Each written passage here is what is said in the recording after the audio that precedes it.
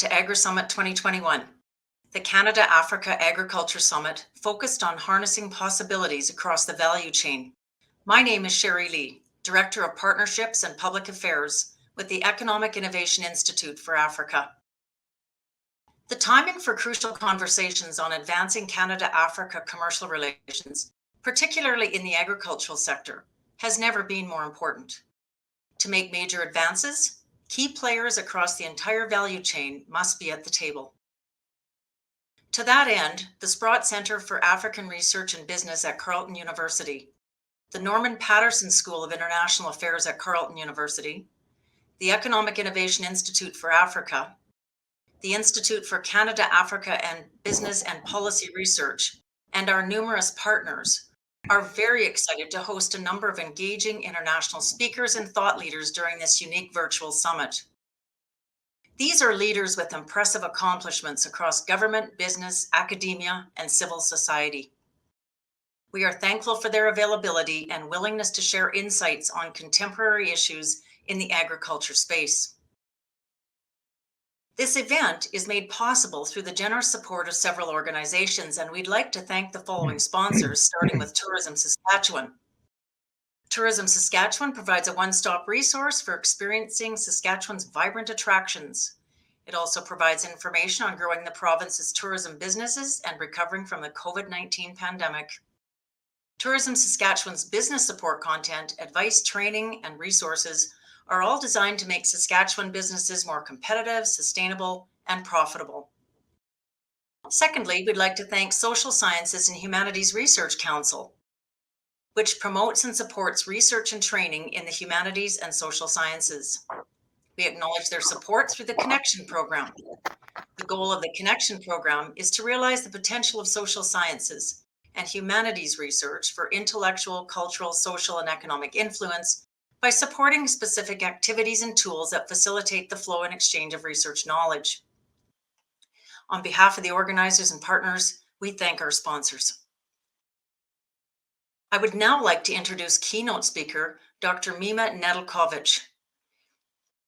Dr. Mima is the founder and chairman of Africa Global Schaefer, a strategic consulting firm focused on project development, project finance, trade facilitation, and public-private partnerships in developing countries, with a particular focus on Africa. He sits on numerous corporate and nonprofit boards of directors, including West Africa LNG, Vista Bank Group, Vista Bank Guinea, Mode International Bank, Fayes Inc., BO Group Africa, the Corporate Council in Africa, Invest Africa US, and Niger Delta Partnership Initiative. Dr. Mima is past president and CEO of the Initiative for Global Development, a nonprofit organization that engages corporate leaders to reduce poverty through business growth and investment in Africa. He served in the administration of President George Bush from 1989 to 1993 as the U.S. Executive Director to the African Development Bank in Abidjan, Côte d'Ivoire.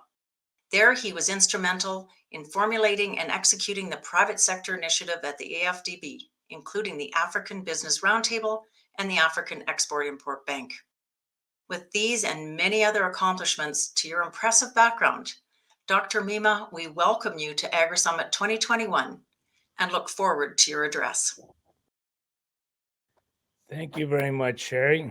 It's a real pleasure to be with you and to bring you greetings south of the border, as we are based in Washington, D.C., and of course, Baton Rouge, Louisiana. I want to thank, first of all, the organizers for asking me to speak at the Canada-Africa Agricultural Summit. And the theme of your summit, as you said, says it all: harnessing possibilities across the value chains. I'll come back to that in a minute. So as you stated, my company, Africa Global Schaefer, has been operating in Africa for over 50 years. And we've been involved ourselves across a whole series of value chains, to include sugarcane, beet sugar, rice, tubers, maize, soybean, wheat and tree crops such as oil palm, rubber, cocoa, and cashews. We've also developed fish farms and poultry projects, among hundreds of successful projects in over 30 countries on the continent over those years. So as you can see from the number of value chains that we've been involved in, the opportunities on the continent are frankly endless, as are the climatic and soil conditions. It's really a matter of choosing your opportunity and making it a reality. Many of the value chains, such as maize, wheat, tubers, and soybean, for example, mimic the crops the farmers, the Canadian farmers and processors are very adept at. In fact, when one of our Nigerian investments, we're literally looking at some Canadian DHI technology in the potato field to use for our cassava plants. So there's very much a connection there already. There's another similarity to the Canadian environment. That is the vast amount of arable land that is still available on the continent for development. And Canada certainly understands vast lands. Agriculture production on a large scale is very feasible, but must absolutely accommodate the local environment for it to work. And what is that? It is very simply, although oftentimes complex, embracing the smallholder farmers and bringing them into modern day agriculture. That's what the foreign investor is bringing in. That's what the Canadian investor is bringing in. Modern ways of farming. Simply acquiring large tracts of land and producing whatever your value chain might be in will not work without embracing the community and including the small farmers as contract growers or directly inside whatever schemes you're developing from farm to process. That has been our experience. The right land to use, the right to land use, which often is the most complex issue on the continent that includes titling issues, often serves as the biggest stumbling block to any agro-industrial investment on the continent and must be dealt with right up front. The support of the local community, as well as the federal authorities, such as they may be, are absolutely essential. Having the right local partner to help you navigate some of these obstacles is also absolutely essential.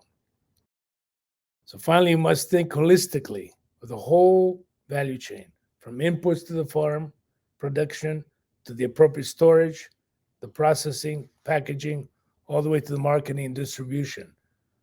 Where in that value chain you want to play?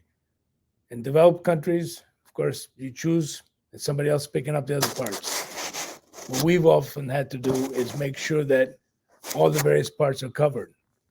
So while we are focused on process, we have become, in effect, farmers also to assure enough throughput for our factories.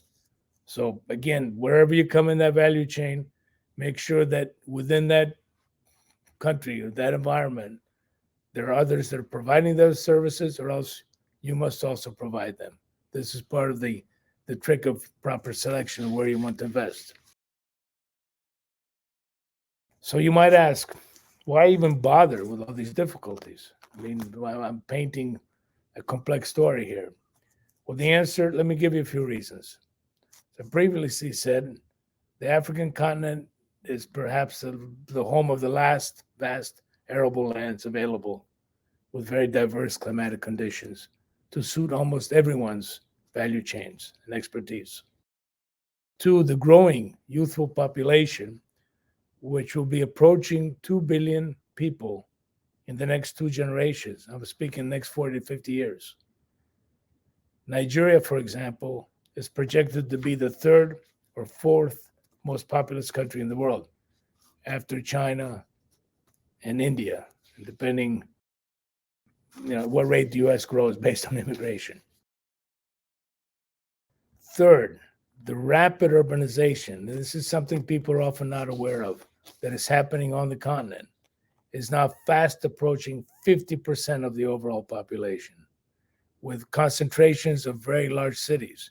You're speaking of cities like Lagos of 25 plus million, Kinshasa 15 plus. I can go on and on, but the number of cities over and above 10 million. I mean, Lagos is practically the whole population of Canada. You're speaking of very, very large markets that are becoming urban, no longer farming, that are now consumers. So with such rates of urbanization and the growing middle class, the extra spending power that's being created is initially, and that's, surveys have shown it, all going into better, higher quality food products, beverages, and more varied food products. You're also seeing a larger consumption of protein, poultry, fish, which of course then means more feed needed, soy and maize. So this urbanization is a critical aspect to the requirement for investments into higher yielding, more modern, better agriculture and agro-processing. Furthermore, as increasingly both husband and wife are working in the urban environments, the demand for simple to cook and healthy foods is rapidly increasing. You're not going to arrive at 8 o'clock at night in Lagos at home and spend 3 hours trying to produce a dinner. So this is where and again, it's an anomaly at times. People think about it, but cities such as Lagos are big demand for simple, packaged, healthy foods. Somebody's got to produce that, and that's all done on the basis of value addition to local products and produce. Fifth, governments are realizing that food security and food production is not only a matter of survival, but is a source of economic growth, job generation, and wealth creation. That is finally clicking in the government minds. We're not just surviving on the land. Land, food, products are actually a source of growth, economic growth, and job creation. So what must be done to take advantage of these opportunities? And why are Canadians well poised to take advantage of the opportunity? I'm speaking as an outsider here, but I know many Canadian farmers and processors. But investment into agriculture and agro-industrial production in Africa must lean towards smart agriculture and turning traditional subsistence farming into agriculture as a business. Canada knows agriculture as a business. Canadian farmers are pioneers, and that pioneering spirit must be applied to the growing opportunities in Africa. The local conditions must also be taken account of, including soil, water management, as well as the provision of renewable power, since most, by definition, the farms are in the bush where you don't have grid. These are all areas that Canadians excel at. And it's particularly important in view of the challenges that climate change is now inflicting on the continent, as we all sit and watch the second week of COP. Modernizing farming and making it a business will attract back the African youth to agriculture and will create mutually beneficial opportunities for all segments of Canadian farmers and or processors. In closing, let me tell you why I think you should be interested in exploring agricultural, agro-industrial investments in Africa if you still haven't decided to do so. Very simply, it can be very, very profitable. The risk-reward equation is very favorable, which is why we have remained in Africa after so many years. The key is understanding where you're going, mitigating issues, having the right partners. So let me, after 50 years of operating in Africa, 40 plus in my own personal sense, just share a few closing thoughts that might be useful for you as you consider investing in Africa if you're not already there. One, carefully choose what country you want to invest in. Some are truly open for business, some not so much. They will all claim to be open for business, but I can tell you some are much more favorable to private investment. Two, choose the right local partner.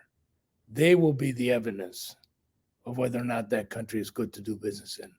Only the local business partner can tell you that.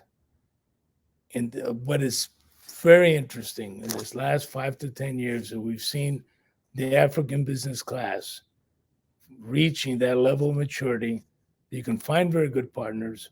And I know as a business person, it's obviously easier to do business with businesses. That did not exist to the level it does today, 10, 15 years ago, no matter what value chain you were in. 3, remain patient and persistent. The payoffs are worth it. 4, once you've established a foothold in one country, keep growing in that country before expanding into that region. There's a danger of over rapid expansion. Solidify what you have and then build out. The opportunities on the continent are endless. Avoid chasing them all or too many at the same time. I keep telling people new to the market, bring down the first prize and build from there. And finally, remember that risk-reward equation is in your favor if you play the cards right. Thank you, and have a great conference.